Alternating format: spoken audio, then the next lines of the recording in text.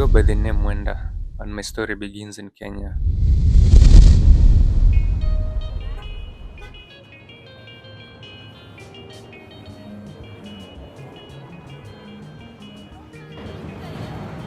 I embarked on a journey into the US driven by a desire for adventure, and this is the chronicle of my life.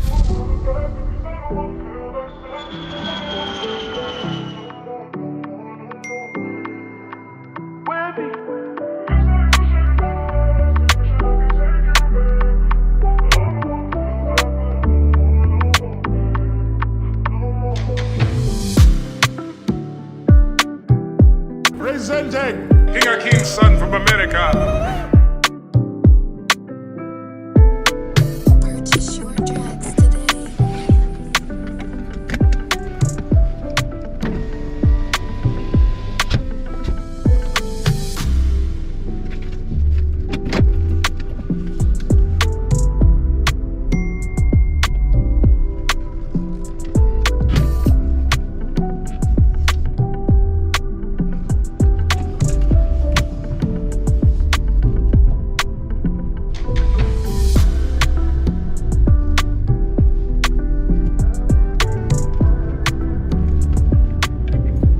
Hi guys, how are you doing? I hope everyone is doing fine. Thank you so much for being here. Thank you so much for coming back. This is Searching for Wenda.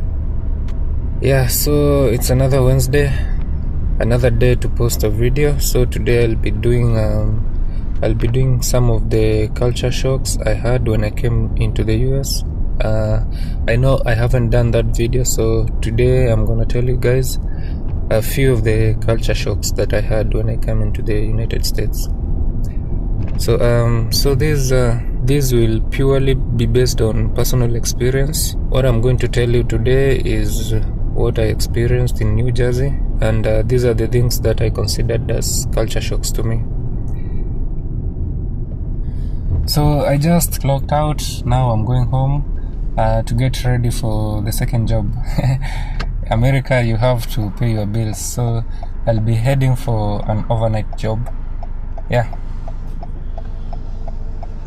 So we all know that moving abroad can be scary and tough sometimes, because you're moving into, it's like moving into the unknown. So sometimes it can be scary. Sometimes you find new things, meet new people, experience new things. Yeah, so in this video I'll be telling you a couple of culture shocks that I experienced myself as a mid-20s guy from Kenya. The first culture shock that I had was the tipping culture. The US has a tipping culture where you have to tip. It's like a form of appreciation for service. This is something that's not common in Kenya. Actually, in Kenya, it's the opposite of tipping, because Kenyans like bargaining. When you are told the price of something, instead of appreciating the service or the product, you bargain just to get a discount. This is something that was completely a culture shock for me over here in the US, and over time, I got drawn into the culture. So Americans just like appreciating service. When you visit a barber shop, you tip them. When you visit the gas station, you tip them. Yeah, it's good. When you go to the Romans, you do what the Romans do.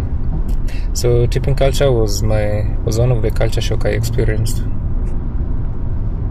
Another culture shock for me was owning a car. Basically, owning a car in the US is like a basic need. It's not a luxury. In Kenya, it's different. Owning a car is like a luxury, because if you own a car, it's a big deal, no matter how small the car is. But in the US, it's totally different. You actually need a car to survive. Most Americans have more than one jobs. So a car is necessary if you want to juggle jobs. Having a car in the US is not a big deal. It's actually is like a basic need. And the good thing with the American system is they make it easy for people to own things, as long as you promise to pay back. The credit system is very, very active in the US. I bought my first car when I was only 5 months in this country. I needed a car to juggle jobs, to pay my bills. The bills are crazy. and my car is also part of the bill. So yeah, that is one of the things that I found fascinating in the US. Another culture shock that I experienced over here was how easy it is to join the military. It's actually very, very, very easy to join the military because these recruiting agents, they normally have their annual quotas which they have to meet, be it Air Force, be it the Army, be it Marine or the Navy. Each and every branch of the military, they all have a certain quota that they have to meet annually. So it is very, very much easy to join the military over here. You can just walk into a recruiting facility and you join the military, whichever one you want. There was a time I visited a friend who was in college. I visited him. He was studying at Middlesex College. So when I went there and I was strolling around, two boys ran up to me and asked me if I wanted to join the military. They were recruiting people. It is so much easy. I saw it like was so much easy to join the military over here. And this is something different from Kenya, because in Kenya you actually need to bribe. You need to bribe to join the military, which is kind of up, because if you look at the statistics for 2023, yeah, the defense ministry was ranked among the topmost, the 17 topmost corrupt ministries in Kenya. Because joining the military in Kenya, you basically have to bribe someone. That is what's on the ground. I don't know. Kenyan system is just messed up. You hear stories of people who end up paying more than $5,000 to join the military. Joining the military in Kenya is not fair. It's practically even impossible, especially if you don't have anything. And there are so many advantages of joining the military in the US. These guys have a lot of benefits. You can actually become a citizen almost on the spot when you join the military. I've seen cases of people who end up getting citizenship less than a month when they join the military. For people like us who came with the DV lottery green card program, we have to wait for 5 years so that we can be able to file for citizenship.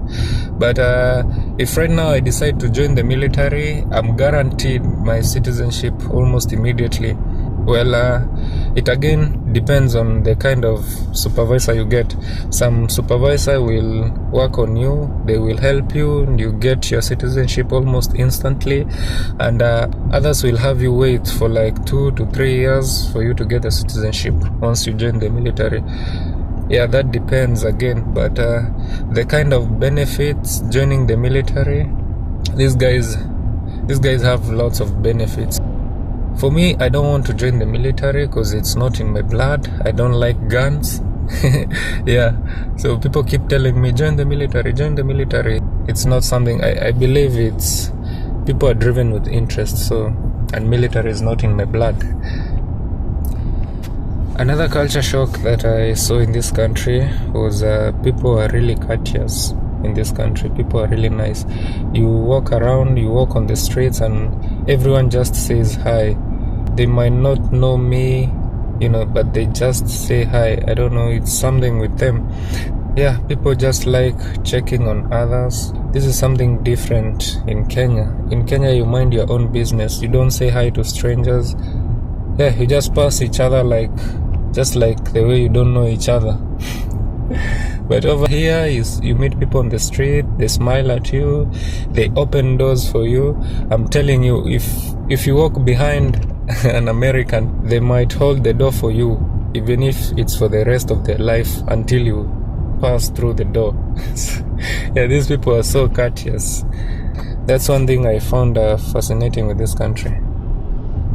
Another culture shock that I heard was the issue of guns. The right to own firearms. This right is protected by their second constitutional amendment. Remember, I did a video, one of the videos I went to a gun range. So owning a gun in the US is a right. Yeah, this was one of the culture shock that I experienced, because in Kenya it's totally different. In Kenya, owning a gun is not a right. Yes, the constitution of Kenya allows you to own guns, but you can only own guns under certain conditions. Okay, you have to get a certificate to own a gun, and then this certificate you don't get that easily. You have to verify and be scrutinized why you really need the weapon. You need to explain yourself why you need it. So most people in Kenya don't own guns. The only people we see with guns are police officers and maybe criminals. But owning a gun in Kenya is not something that is common. In the US, it's something that is common. It's in their Bill of Rights. When you talk about Bill of Rights, I'm talking about rights like the right of life, the right to have shelter. So in the US, they have the right to own and bear firearms. Okay, that is one of the culture shocks that I experienced, and this is the reason why I actually don't like visiting people. I don't like when I'm invited somewhere, when I'm invited to someone's house. It's normally like I'm just terrified. I'm not a gun person, so I don't like guns. It's not that I don't like people, I just don't like the fact that these people have the right to own guns, and they can do, I don't know. Let me not expand on that topic. But yeah, that's one of the culture shock that I found fascinating. Another culture shock that I had was the diverse population in the US. America has a very diverse population, and it's really awesome, because you cannot walk on the street without seeing diversity, if you know what I'm saying. Because you find Chinese, Latinos, Russians, Indians, they are everywhere. Blacks, Africans.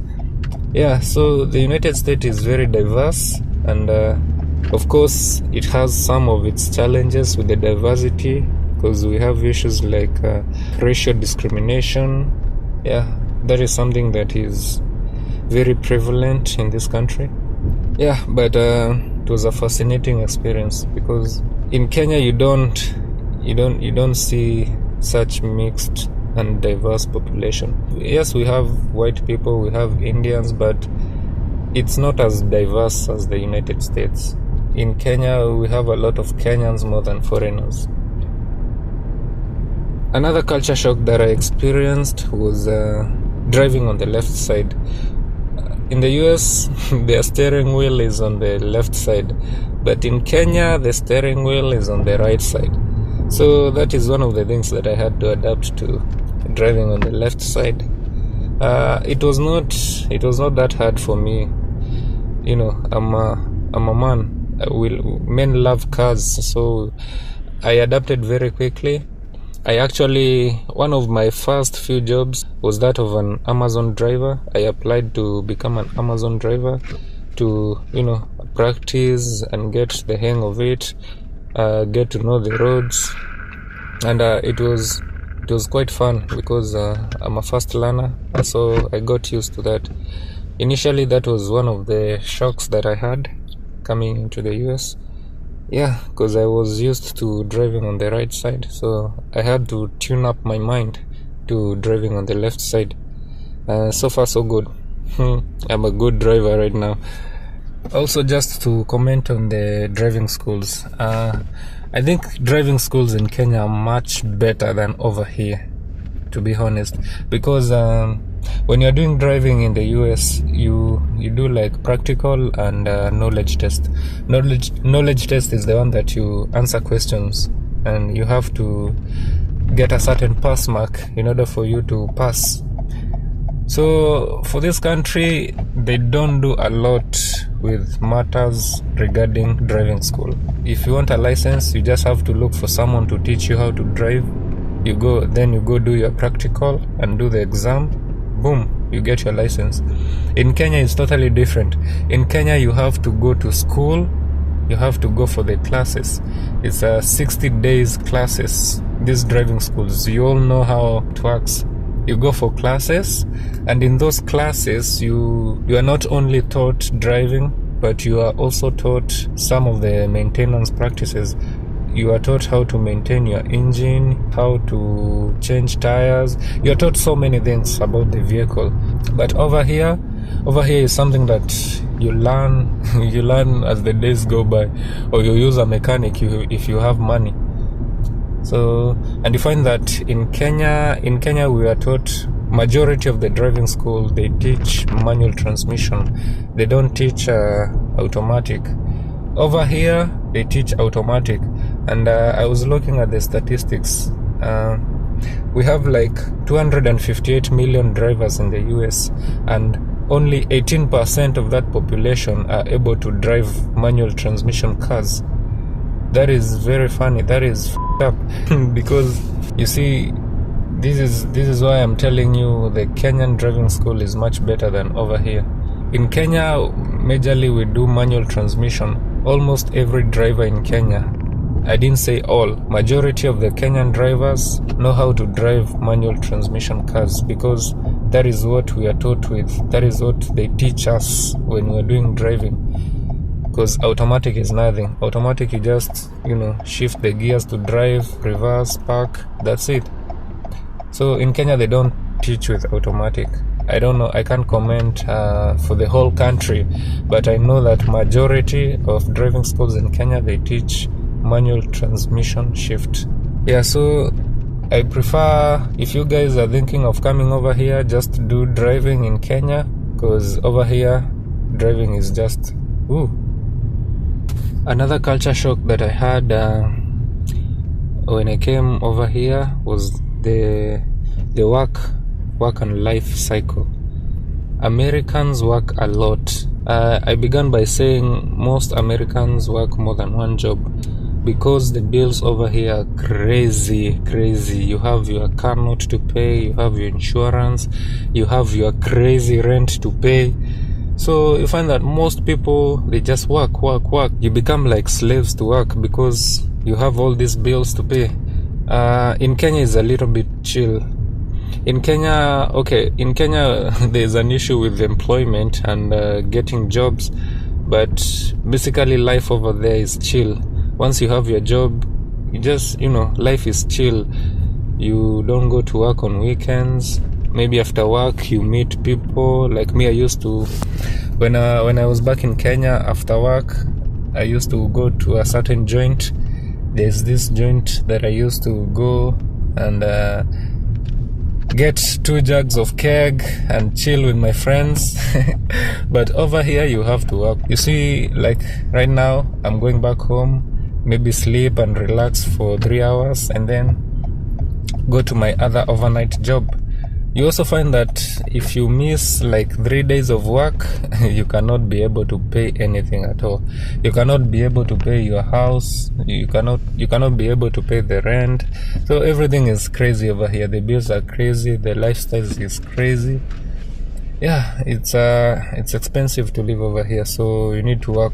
It's like the dollar is cursed because you have to keep chasing it all the time in order to survive. Again, on that point, you find that most of the time you end up cutting people off, especially your friends back at home, because when they know that you live in the US, or when they know you are abroad, they think that you are harvesting money, like you are just chilling and money is being brought on a silver platter for you. You are swimming in cash. So most of the times you find that you end up cutting people off because they don't understand your struggles, the struggles that you have to do, the bills that you have to pay and everything. They don't understand the lifestyle over here. There's this guy I used to work with like 4 months ago. We met the other day and I was like, bro, how are you doing? He was like, no, nothing much, just working, nothing much, nothing fun to do, nothing out of the ordinary. The cycle keeps repeating itself. Yeah, people just work. And that's why we have issues with mental health over here. Yeah, I'm glad that I do some fun stuff. For me, I'm so glad. because this YouTube channel keeps me busy. You know, I get to do stuff, I get to do some fun stuff. If it were not for you guys, I don't think I could be doing anything but just be working. The other experience that I had in the US is that food will never taste like home. Yeah, so when you come over here, forget about mokimo, forget about githeri, because most of the food here is processed. I said most, not all. Most of the food over here is processed. It's packed. You get it at the store, in the refrigerator. Even the ones that they call organic foods, they just don't taste the same. Yeah, food will never be the same for you guys when you come over here. You just get used to it. So guys, let me know if you are in the US. Let me know some of the culture shock which you guys experienced that I have not mentioned. Leave a comment, yeah, so that others can also know. And thank you so much for watching. Thank you guys.